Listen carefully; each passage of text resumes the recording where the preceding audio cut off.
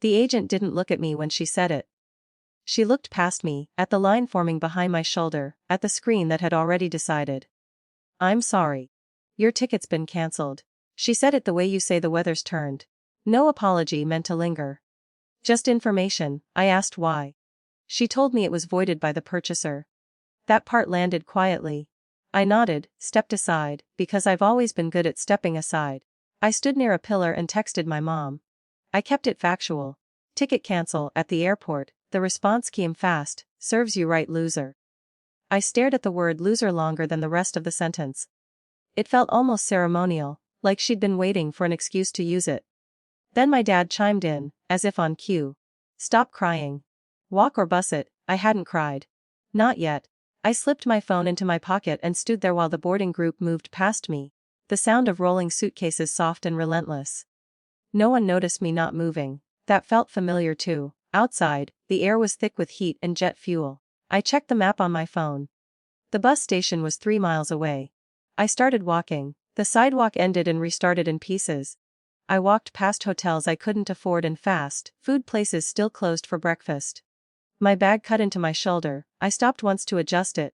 Once to drink from a water fountain that tasted like metal. I wasn't angry. That surprised me. Mostly I felt cleared out. Like something had finally matched what I'd been told my whole life. I reached the bus station mid-morning. Bought a ticket with money from my own account. Sat on a plastic bench and watched a man argue with a vending machine. When the bus arrived, I took a window seat and rested my forehead against the glass. The movement helped. So did the distance. Somewhere between stops, my mind started inventorying things without me asking it to. Not grievances, systems. The airline profile I manage for them because you're better with tech. The hotel rewards account in my name because points are points. The rental car memberships. The saved cards, the passwords that lived in my head and nowhere else. Invisible work. That's what it had always been. The kind that disappears the moment you stop doing it. I didn't decide anything on the bus. I just noticed, by the time I got home, it was late afternoon. My legs ached. I showered, sat on the edge of my bed, and opened my laptop. I logged in. I removed myself, one by one, calmly, professionally. I didn't delete anything that wasn't mine. I didn't touch their money. I ended permissions. Transferred ownership back where it belonged. Logged out. It took less than 20 minutes. I closed the laptop and ate cereal for dinner. The first call came an hour later. I didn't answer. Then another.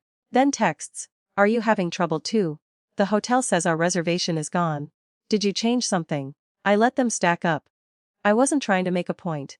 I was tired and far available. Eventually, my dad called again. I answered that one. What did you do? He asked. No greeting. I stopped managing your bookings, I said. A pause. Then louder, as if volume might restore order. Everything's void. The rental, the return flight. You told me to walk or bus it. I said. So I did. Another pause. I imagined him standing somewhere public, phone pressed tight to his ear, suddenly aware of other people. This isn't funny, he said. I'm not joking. My mom took the phone. Her voice was different now. Careful. Why would you do this to us? I thought about that question.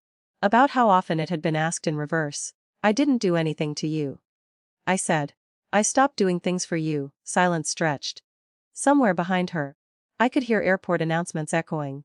We need those bookings. She said finally. I needed a ticket. I replied. She exhaled sharply, like she might argue again. But something stalled. Maybe she was doing her own inventory. Can you fix it? She asked. I could have. That was the strange part. I knew exactly how, but I didn't say yes. I didn't say no either. I'm not available, I said, and ended the call. The messages slowed after that. A few more attempts, then nothing. I slept deeply for the first time in weeks. The next morning, my phone buzzed once. A single text from my dad. We'll handle it. I read it, then put the phone down. I don't know what they told people at the counters. I don't know how much it cost them or what they had to rearrange. I didn't ask. That wasn't the point. What mattered was the quiet after. The absence of expectation. The strange relief of not being the backup system anymore. We still talk now. Less, carefully. They don't ask me to manage things. I don't offer. Sometimes power doesn't arrive with confrontation. Sometimes it arrives when you finally stop carrying what was never acknowledged. And the world, briefly inconvenienced, adjusts.